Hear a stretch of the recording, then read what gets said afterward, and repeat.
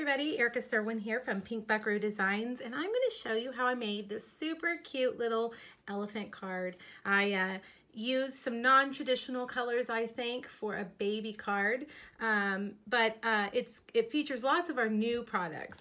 This is the stamp set I'm talking about. It's actually a bundle. It has a coordinating punch, and at first glance you might think this is only a baby set, but if you look at all the sentiments, it could be used for lots of different things. Celebrate your big day, congratulations, to my friend, I'll forget you not. I love it. It can be used for all different kinds of occasions. All right, so the first thing I'm going to show you how to do is how to line up your stamps so that you can punch them at the same time. The punch punches the big elephant, the little elephant, a big ear, and a little ear, and a tiny little eye. Isn't that neat? If you're really good, you can even add that little punched eye. Okay, so let's get our elephants. We need the big and the little. And I'm actually going to start out by punching a template. This is just some scratch cardstock, some spare that I had laying around. We're going to punch those out. And now I'm going to set it down. I'm going to take my stamps and I'm going to put them in there so that they fit kind of like a puzzle. Wiggle them around, try to get it in there. You'll feel it once it kind of locks in. Let's see, get that little guy there. And then you can take your block or your Stamparatus and pick up. That one doesn't look right. Let's try that again. Let's put him down.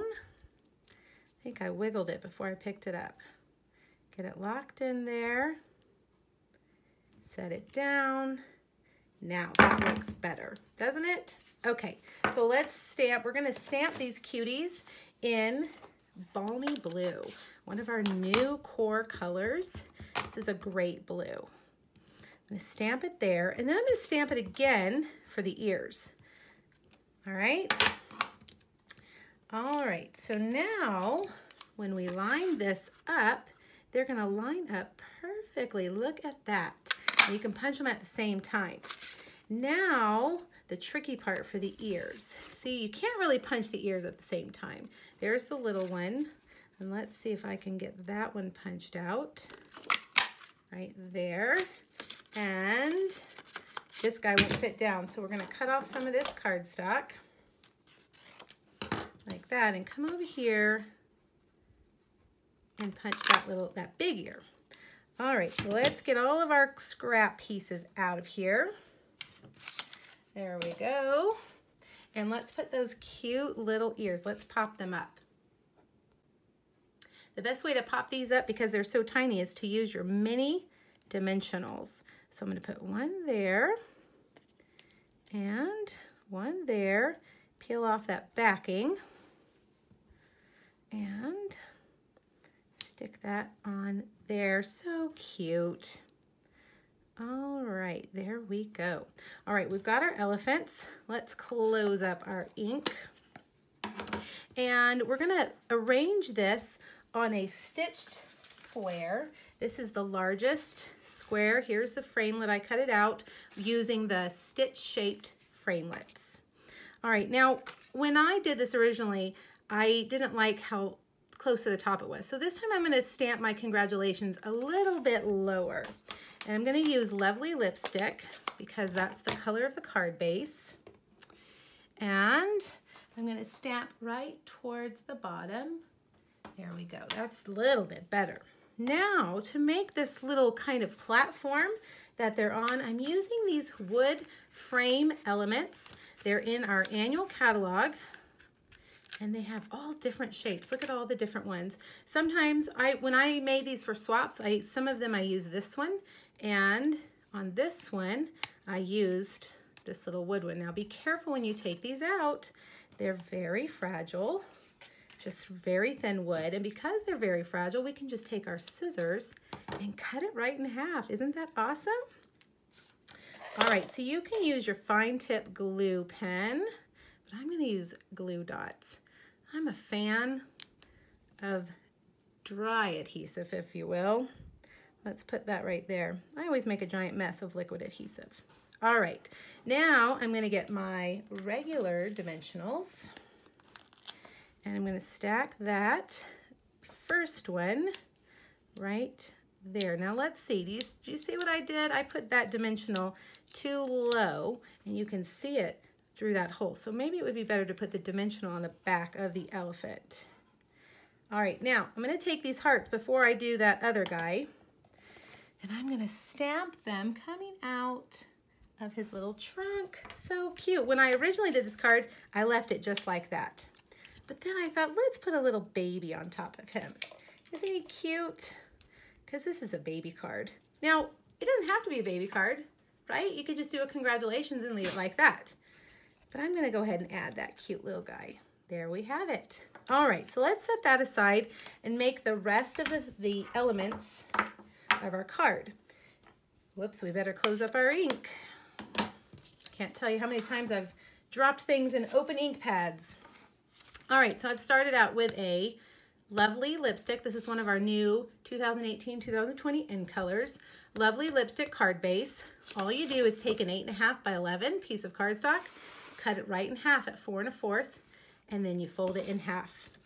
All right, now I don't know if you can tell, but I added some texture here to this card, and this is the new Subtle Textured Impressions folder, and it creates the best way I can describe it is it looks like textured cardstock. If you're familiar with cardstock, you can get it in smooth and textured, and we no longer carry textured cardstock, so this is a solution for us to make our cardstock look textured. It also is like the linen look. Now, one thing Stampin' Up! Has added to their embossing folders is this line right here. And I love it because it helps me keep my piece of paper straight. See that? Let's do it this way. So I can line it up right there at that line.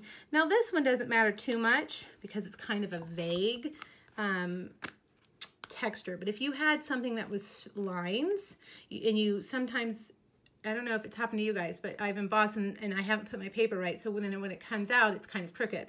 This line right here helps us keep our paper straight. All right, so because this is one of our dynamic textured embossing folders, you're only gonna use one clear plate. It's really thick. So put it on your base, your Big Shot base. And there you have it. Isn't that neat? I just love it. It's very subtle. That's why it's called the Subtle Embossing Folder, but it just really adds a nice texture. Now, while I have the Big Shot, let's go ahead and do our other Big Shot work. I'm taking off my standard platform, and I'm gonna use my magnetic platform. Put a clear base on top of that. We're gonna create a frame from Balmy Blue. I'm gonna use that stitch square that I had from the original white square. And I'm gonna take the next size down, and I'm just gonna put it right in the middle. Let's see if I can find a place on my platform that doesn't make it jump. There we go. Sometimes with those magnets, you gotta move it around to find a happy place. Run it through. Let's come back this way so we can see it. Take that out, and ta-da!